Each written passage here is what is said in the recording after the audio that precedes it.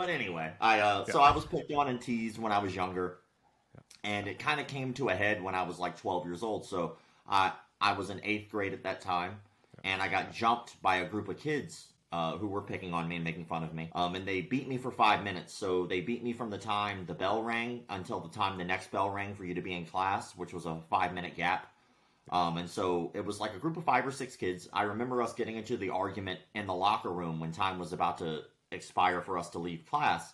And they were like, when we get outside, we're gonna mess you up. I don't even know if I can cuss on here, so I kept it. You can say whatever you want. Okay, well, they dropped the F-bomb on me anyway, so they let me know that they were going to beat me down, and so they circled me outside that classroom, and out of nowhere, I just get hit right in the back of the jaw. Bam! And that kid just beats on me for a second, and somewhere in there I fell, and then they just jumped me. And then they kicked me in the face. Like, I had glasses then, too, so a piece of my glasses broke and cut my face up. I was getting hit, and adrenaline's a beautiful thing in moments like that because you don't really feel anything. For sure. But I got stabbed in the hand, like, anytime I ever meet anyone out there and you want to see it, but I have a piece of pencil, like, lead marking, almost like a tattoo in my finger because a kid stabbed me. From then? Yeah. Dude, these kids so I went to go block it, and the pencil stabbed me in the finger. What a douche. And then so, like, 2 teachers stood there and watched the entire thing and did nothing about it. They just watched me get beaten.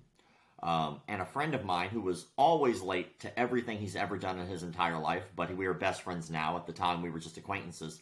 He waddled over and he picked me up and he walked me to the nurse's office. And again, none of the teachers did anything about this. Like, after that second bell rang for kids to be in class, all those kids just scattered. So he's walking me to the nurse's office, and he hands me, like, one of those free trial business cards for a martial arts school. He goes, You need this. Those were the only words he said to me. You need this. We didn't say another word to each other. Like, we were just acquaintances. We talked every once in a while. So that night when I went home, I asked my mom, I was like, can I do karate, which was what it was for. And she didn't let me do anything. She didn't let me do football, basketball, anything, because she was worried that during that time I was still going through a lot of surgeries, that if I got hit in the face, it would undo a lot of that, which it really would cause a lot of damage because of my issue.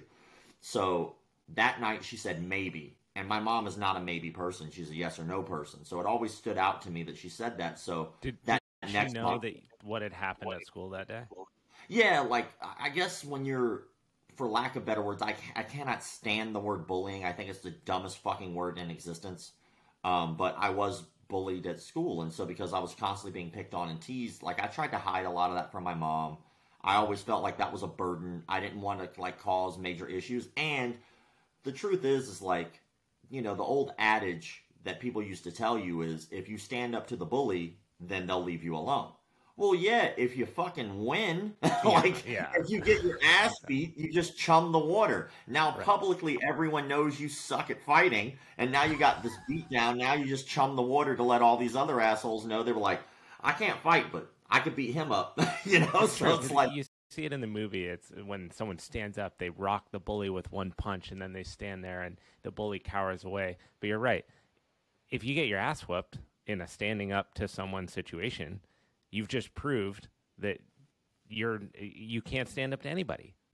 Yeah, it sucks, man. And, you know, like, the word bullying in itself, just so I can go off on that tangent for a moment, why I think that word is so stupid is because it encompasses all of these things that have consequences to the action, but it doesn't actually have consequences in itself. So, for instance, if I said this kid was bullying me at school, is there a law against bullying? No. It's like such an intangible thing because bullying, it encompasses a lot of things that do have consequences. For instance, assault and battery. There's a law against that. There are specific consequences. But when we're kids, they go, oh, that kid was picking on me. No, he wasn't. He assaulted you. Like, when 5 kids circle a kid outside of gym class, they stab him and punch him in the face and knock him, like... Yeah, that's not an emotional banter. It's a fucking bullshit word. We need to stop using it as a society. We already have words in place for all of the things that encompass what bullying really is, like stalking. There are laws against stalking, harassment. You know, like, all of these things have laws, but as soon as you take all of those things and you call it bullying, you now have basically given it protection.